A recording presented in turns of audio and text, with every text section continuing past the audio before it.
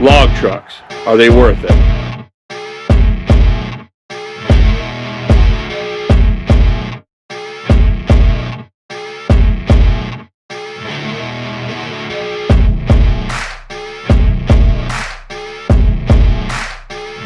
Welcome back to Firewood, fella.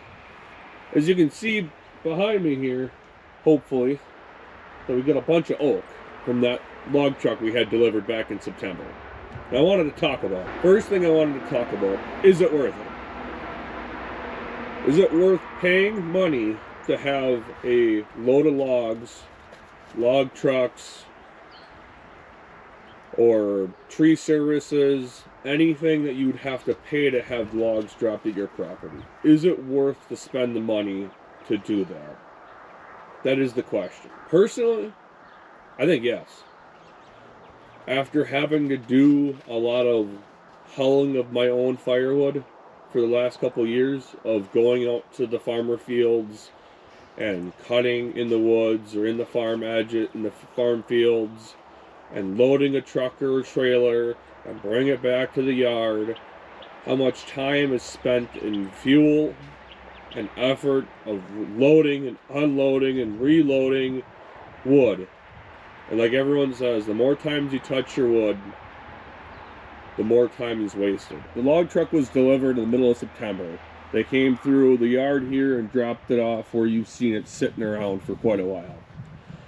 So that they delivered 12.8 pulp cords, and there was a 0.5 cord dockage fee due to logs being hollow, partially rotten, whatever the case is. So I paid $105 a cord for 12.3 pulp cords. Now, Chris from the wood yard told me before I ordered the log truck that you're not going to get 12 cords out of a truck. Take whatever pulp cords you have and divide it by 2/3 of a cord to 3/4 of a cord. So anywhere between 2 face cords, 2.5 face cords per pulp cord, roughly. So if you do the math real quick, 12.3 times 3/4 or 0.75 is under 10 full cords. That's what I was expecting. I was expecting hopefully to get 10 full cords out of this log truck. So how much wood did I get actually? Well, the row that you're sitting on, right here, and every row behind me, except for the very far end, there's 2 face cords of oak that I had split up back in May. But besides that, from this row that you're sitting on back was all from the log truck. So like I said at the end of the video of me finishing the log truck, we had one log that was not oak, and that was a stringer that was on the bottom that was maple.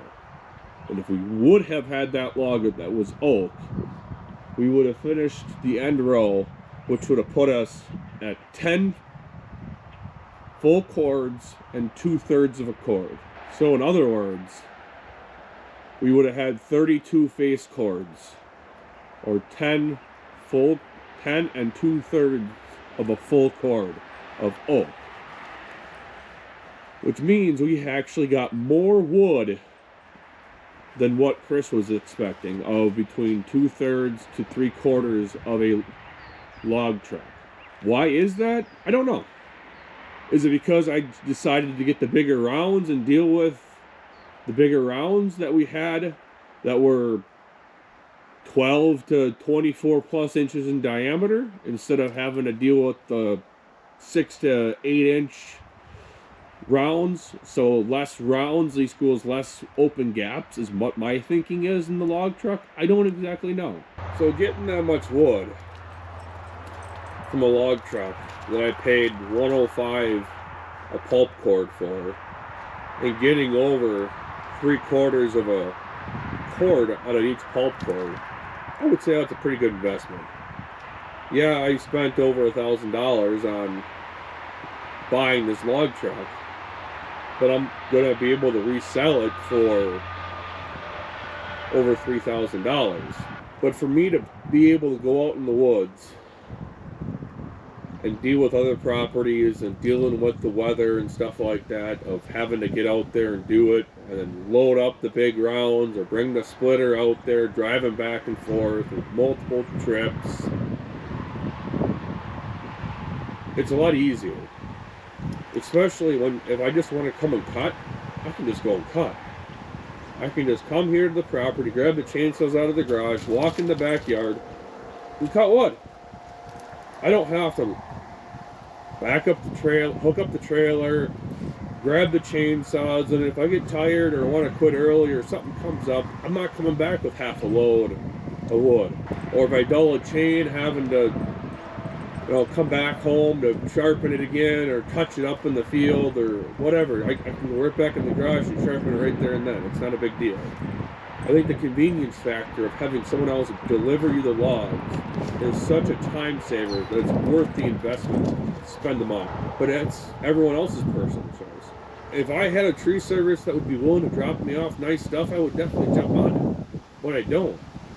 We got too many mulch companies around here and tree services, and there's a lot of people that want firewood. So what I've been doing is talking to my local farmers or Facebook Marketplace.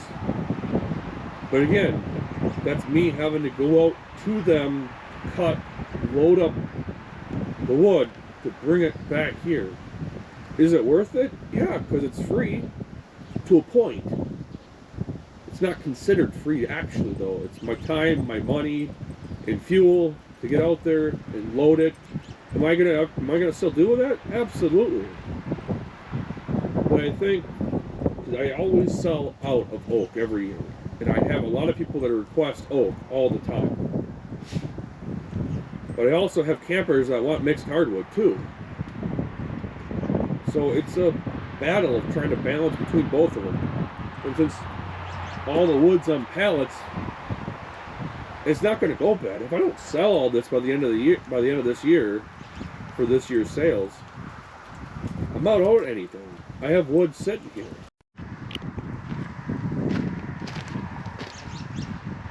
Now this is the oak that I had from last year, back in 2024. I split this up back then, and it was all limb wood, I believe.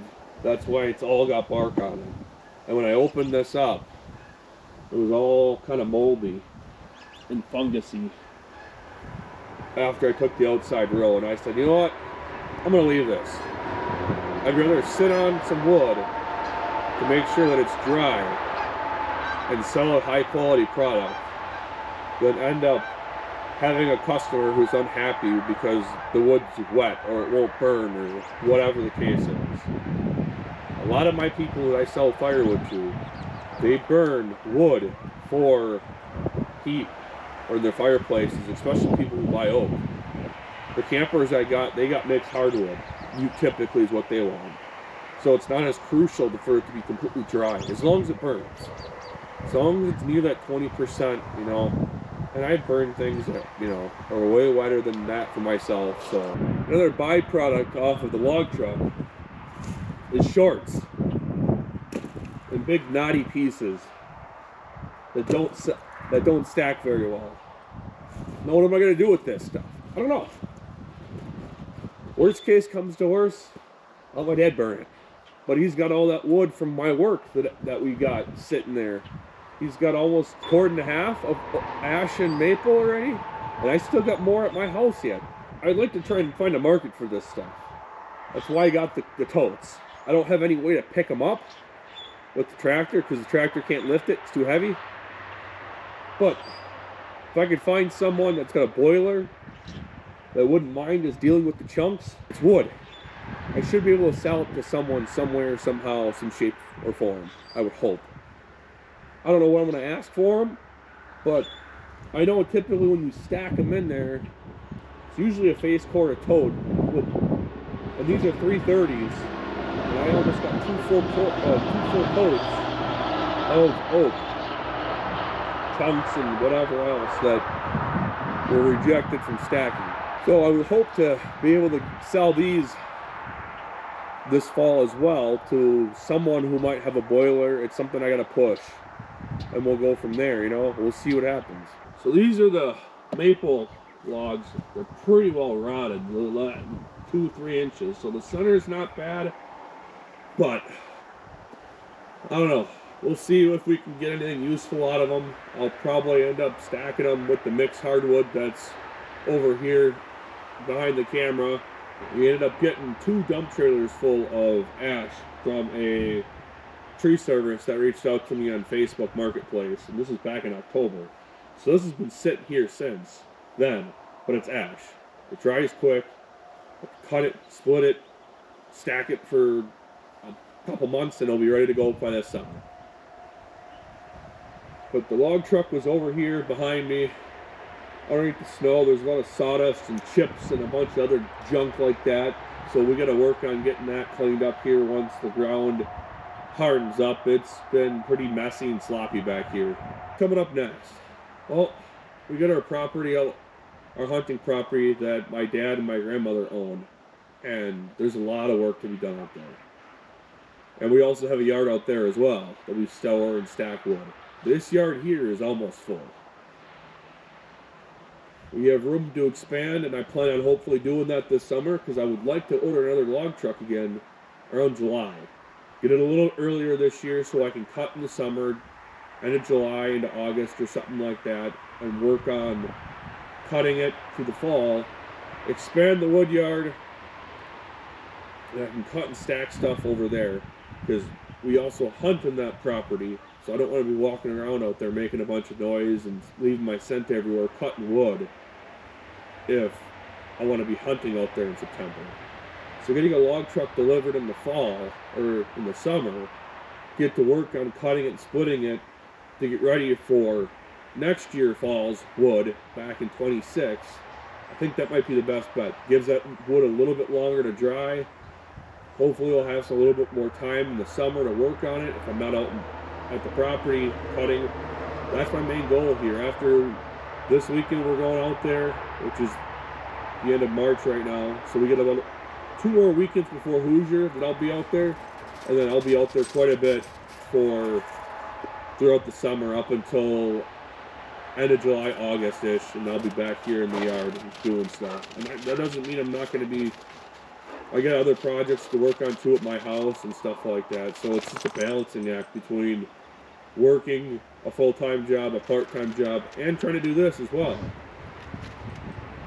And trying to balance everything else of family and friends and everything. You know, you can't just work every single day of their life, but I do enjoy this firewood thing. It's something to get me outside, get me moving around, get to handle some nice equipment and play with some nice tools. So give me your opinion. What do you think of log trucks or buying logs? You think it's worth it? Or would you rather get the free stuff that you've got to go out to the properties and the fields and stuff like that? You know, ideally, the most optimal situation is like this ash. Getting a tree service company to come and drop off wood that is free. You don't have to go get it. You don't have to pay for it. They just come and drop it off because they don't want to deal with it. That's the best case scenario.